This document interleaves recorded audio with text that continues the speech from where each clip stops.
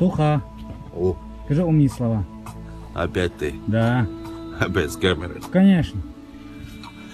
Умные слова, умные слова. Вот представь, что на свете 7 миллиардов человек. Ты представил это? Да. Вот представь. Кто-то только родился, а кто-то только умер. Кто-то идет на работу, а кто-то с работы. Кто-то только проснулся, а кто-то только ложится спать, а кто-то уже спит.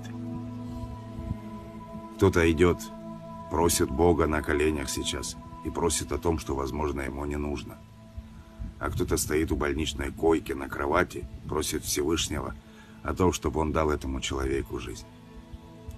Кто-то зарабатывает миллионы и миллиарды и не знает, что с ними делать. А кто-то не знает, что делать с последним рублем, который остался, и что на него купить. Вся наша жизнь, брат, состоит из моментов. Я хочу, чтобы ты понимал. Вся жизнь наша состоит из моментов. Нужно пользоваться моментом, который в нашу жизнь приходит.